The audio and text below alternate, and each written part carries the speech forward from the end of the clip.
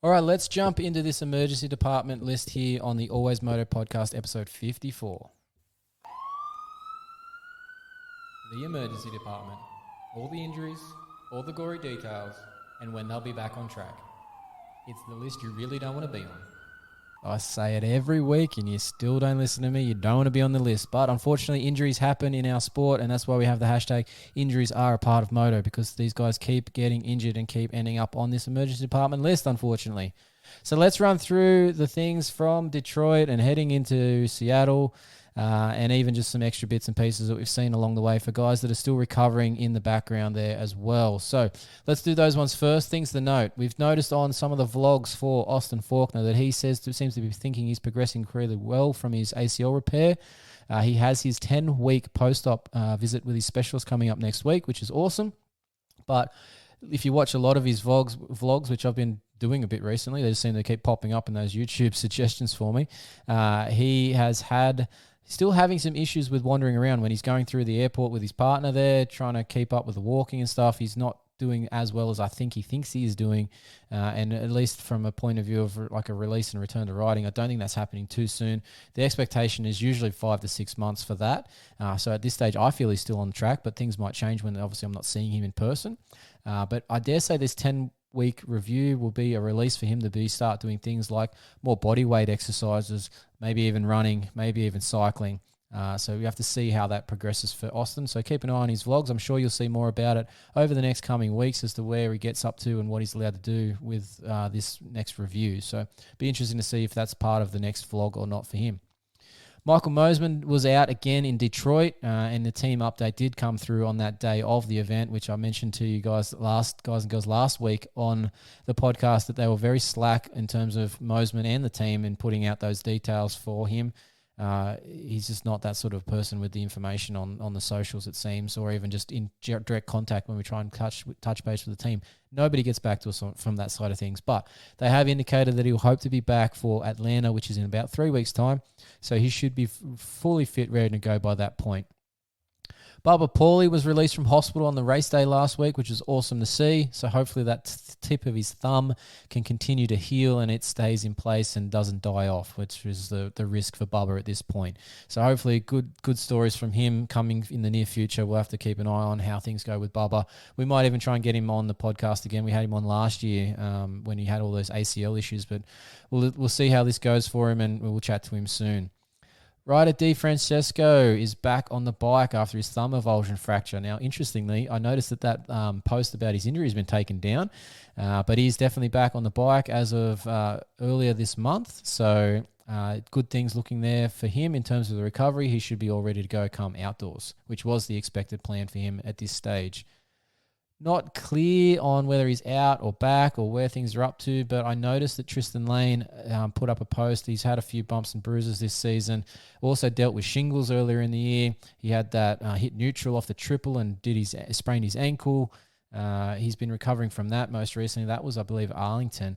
But the most recent thing that he's mentioned that he's been dealing with is Epstein-Barr, which is an interesting one for me because normally those diagnoses we see for Epstein-Barr come during the outdoor season when it's hot, long motos, long days at the test track or practice track, I should say. Not usually during Supercross in the middle of winter when things are cooler and they're doing shorter rides. So interesting that that's popped up for him. He's obviously doing a lot of training. Maybe he's just a lot run down with these injuries and the shingles, and that probably would make a lot of sense, actually. The shingles would take a lot out of him, and maybe he's still fighting that off as well. So just interesting to see when he does actually come back, how he'll be doing. But, interesting to note there. Corey Carsten is back on the bike this week after his collarbone surgery about 5-6 weeks ago. He's on track to be back for Atlanta, which is awesome. So he'll be back for those East Coast rounds, and he was talking to us earlier about his he definitely wanted to be back for East Rutherford because that's a hometown race for him. So he's on track for that, which is awesome. Let's move on to the injuries from Detroit. Unfortunately, Scott Meshew, who we had on the podcast earlier this year on press day in Detroit, managed to overjump a triple and has broken his tibial malleolus, which for anyone who doesn't realize what that is, as much as it's your tibia, yes, it's not like you're broken in the mid-shaft. It's the actual bump on the inside of your ankle. That's what we call the malleolus. There's the tibial and the fibular malleolus, lateral and medial, inside and outside. So he's done the inside one, which is the tibial malleolus, and it's just cracked the end of it off. So he'll be about a 6 to 8 week recovery time frame for that, and will probably miss the rest of Supercross with that injury, unfortunately. Alex Ray is out again. As much as he was back from that thumb surgery that he had done, he's managed to overjump a jump and somehow managed to break his ring finger on his left hand. Now, he's already had surgery from the same guys that did his thumb, but he's going to be out for probably 6 weeks this time. He probably won't be coming back earlier because I believe that will all be too many hand things for him. With his dodgy wrists, he will have absolutely no grip strength, and he was talking about this being his final year, so I don't know if he's going to rush it back to get one in or something like that, or if he might even just play it one more year. We'll have to see how that ball plays out for Alex. But yeah, rough go for him recently. He came back early from the thumb to only have a finger fracture. So yeah, rough go. Robert Haley, a privateer on a Yamaha in Detroit, managed to dislocate his shoulder and is out of action for the time being. But he has indicated that he will hope to be back for the next round at Atlanta. It's the first time it's happened. It's his right shoulder. He's hoping just to be able to do the rehab, which for most people can do quite well and have good results to be stable. But if he's torn anything major in his labrum or anything else as it's come out, that could be a surgery requirement. But in a lot of cases, they will try and ride, get through it for a week or so, and then have another crash, and then unfortunately end up in surgery. So let's hope that's not the case for Robert. But he's looking okay at this stage from the chat we've had with him briefly over Instagram.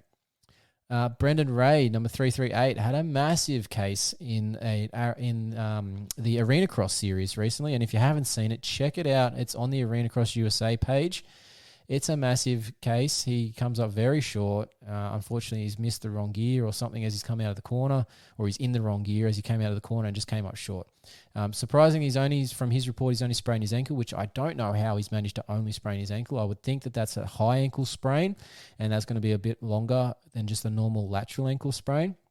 High ankle is your syndesmosis, which is the ligament that crisscrosses between your tibia and your fibula to hold them together. So when you do a high ankle sprain, you force the actual foot up in between those two bones, because those two bones sit over the top of your talus. Oh, good lightning in the background. If you heard that in my place, there's some weather happening around here, or thunder. But so that talus gets forced up between the tibia and the fibula and stretches the syndesmosis, and then it obviously doesn't like that. So depending on how bad that is, he might actually need some surgery down the track as well. But hopefully he looked like he was in some Alpine Stars, so hopefully the boots held him together well, and maybe he does get away with just a sprained ankle. But he's going to be sitting out Seattle, and he hopes to be back for Glendale.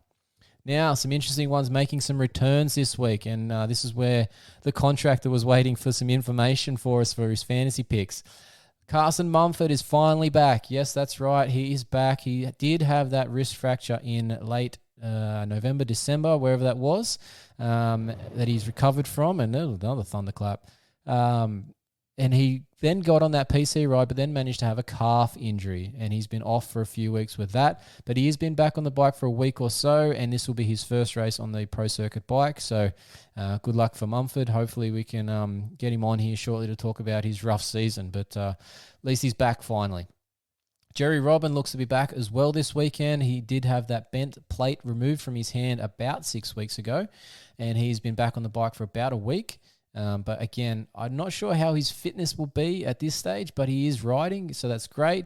The injury itself won't be an issue. It was only just removal of some screws and plates out of his hand, but it'll be more so a case of whether his fitness is up to scratch for a 15+1. Not really returns as such. They were at the last rounds. They just got injured, and obviously with the West Coast having a nice big break, they haven't had to worry too much about it. But just some notables there. Derek Kelly will be ready to go. He crashed out at Oakland in the whoops and just got a bit banged up, but he's been riding pretty much from 2 to 3 days after that Oakland race, so he's fine. Cole Thompson missed the Daytona. He was going to ride that on a 450. But he managed to have a crash during the week that just saw him out for a few weeks there. But he's back for this week as well. And Dominic Thurry should be back as well. He had a concussion in Oakland in practice. He should be ready to go for Seattle this week as well. Now, no confirmations on Colt Nichols as to whether he is back or not. He sat out again in Detroit, so that's now 3 races in a row that he was off for. Now, if everyone who listens to Pulp MX heard the Pulp show this week, Lars was on, his team manager, and he was very non-committal about whether he would be at the Colt would be racing this week or not. But then not long afterwards, we see that Colt's put up a riding video from this week as well. So I don't know. You'll probably know when he rolls out on track tomorrow on Saturday as to whether he is or he isn't. And that comes to another one for Dylan Ferrand, a similar situation. Obviously had that massive concussion. Or I shouldn't say massive. He had a concussion in Houston. He then had that big crash, and I can say big for that one because that was a big crash in Daytona on press day, and he's out. He is going through a 3-week process, which he said he's about a 6-week program, which he's about 3 weeks into. Now, I wonder if that's something like that functional neurology center that we spoke about with Devin Simonson on the podcast a few weeks back. That's a few-week program. I wonder if he's doing something like that, or if it's just something else. Maybe he did, in fact, injure something in that Daytona crash, and it's unrelated to the concussion from Houston. We don't know. We don't have any information from either of them. The team is lousy on passing out that information, and Dylan also no response from him either.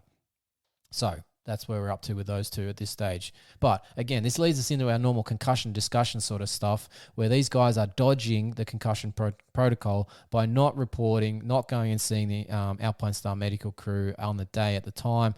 So it's just a bit of a schmozzle. I really believe that there should be a review process in place that some independent person is checking these guys for these head knocks and not relying on the team bringing them or in fact them being so bad that they have to be attended to on the track to then end up being on the protocol. There should just be a guy reviewing the sessions and the races and saying, look, this guy fell off, hit his head.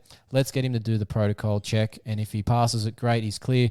If he doesn't pass it at a certain percentage of the expected, then he goes on to protocol for this week. I'd really like to see something like that come into place, but we'll have to wait and hopefully get some review on that maybe at the end of the year, but when some new rules can potentially be put in place for the following season. Now, lastly, on our emergency department list this week is Addison Emery. He's from the privateer Paddock. He rides that Yamaha. He had a day job issue. He had a hand laceration during his day job after one of the rounds, and he's been missing. He was going to do some 450 East Coast race, but he's been missing out on those. He is back this week. He was meant to be doing 250s, but he tells me today that he's comfortable on his 450, and he'll be sticking with that for the rest of the season. And he's also going to be doing a special race in China, of all places, after the season is done. So the final round's in Salt Lake. The following week, apparently, is a invitational international race in China. So interesting to see how that one goes, and I'm sure that might be something that is somehow linked to the WSX, and whether that event goes well, maybe they'll end up with a Chinese round in the future years of WSX. We'll have to wait and see, and maybe Adam Bailey can give us the insight on that at some point. But interesting to hear that one from Addison today. So welcome back, Addison, for this round, and well done on getting the invite to the Chinese round. All right, that is the emergency department for this week. Our interview this week is with it's Devin Harriman who's joined us on the podcast this week, which is awesome.